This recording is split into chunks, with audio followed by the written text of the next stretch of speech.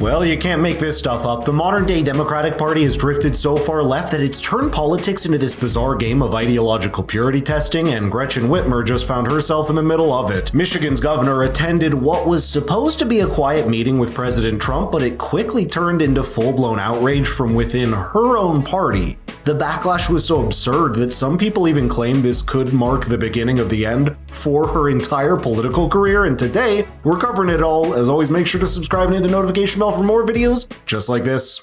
I came to DC because I really believe in our ability to bridge political divides and make lasting progress. And yes, I do believe that, even in my 7th year as governor, in this tumultuous time in this country and around the globe, I still believe that, and I remain guided by the values that I learned growing up in a bipartisan household in the Midwest. I understand the motivation behind the tariffs. And I can tell you, here's where President Trump and I do agree. We do need to make more stuff in America. More cars and chips. More steel and ships. We do need fair trade.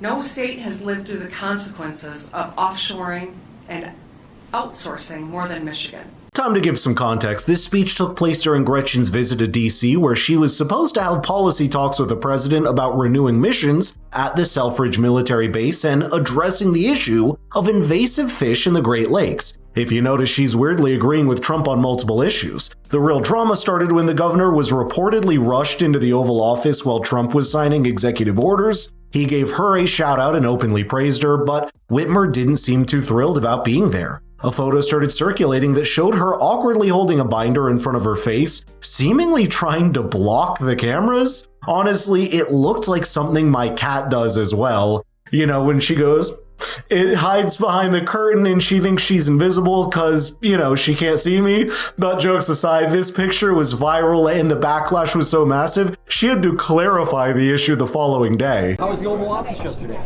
Well, I think you heard the young man in there. You got to show up, right? Okay. Did he make you want results? You got to show up. So I'm showing up for Michigan. Did he make you feel comfortable? I did not know. They walked me in. I thought I was going into our private meeting, and of course it was that press conference.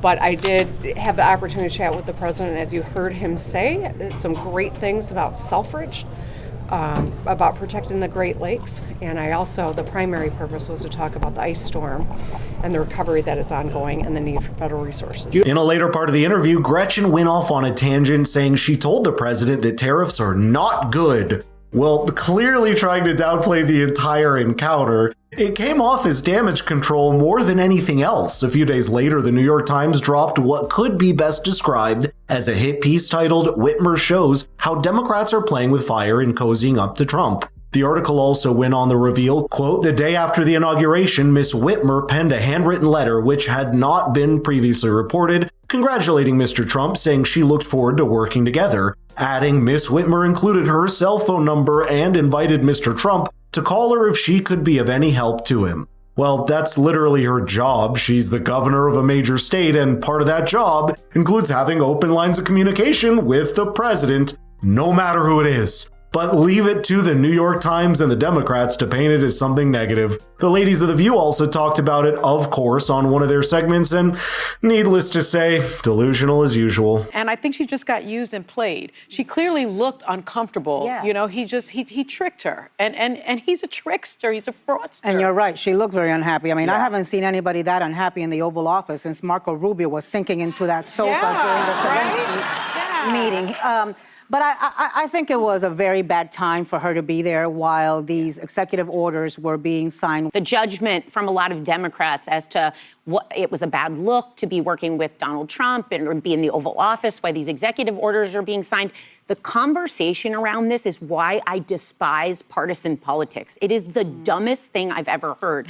She literally represents Michigan. She got voted in, and so did Donald Trump. Yeah. He's the president of the United States. We're going through all of this. She has to work with him and deal with the manufacturing, the stuff that affects it. A picture is 1 second. We've all been stuck in places where you can't get out. I can see that on her face.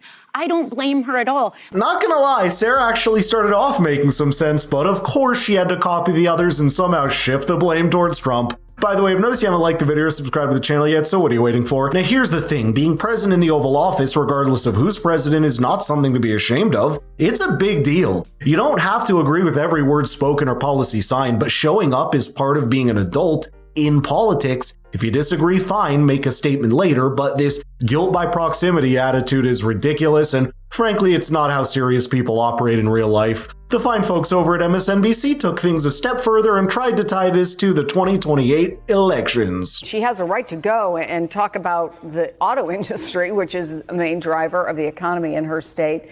But these are the kinds of images that can live on for years, often in campaigns, ads. Whitmer's office says she was surprised that she was brought into the Oval Office. She didn't know what was going to be going on there. She didn't know the subject matter. Is that response fine? Should she not address it further? It will go away, or will it haunt her? I think it will haunt her. I mean, the moment you start explaining why you were there in the Oval Office with the President of the United States, particularly this President of the United States, you're already in trouble. I agree with Joel. In the grand scheme of things, we've got to cut her some slack. However, there is a 2028 presidential race that's coming, and Democrats are champing at the bit. And so they're looking for any and every advantage. And what I do think is happening here with Governor Whitmer is that she's had this air of invincibility.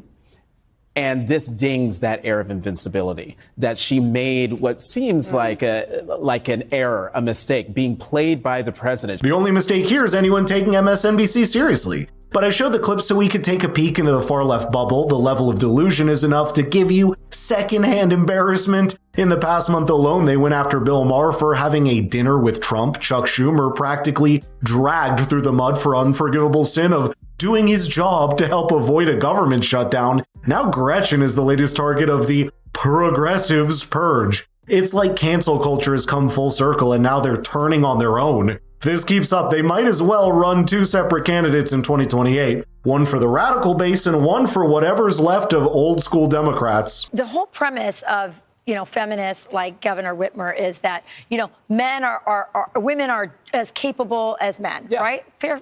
I believe that myself. However, could you ever imagine Donald Trump doing that?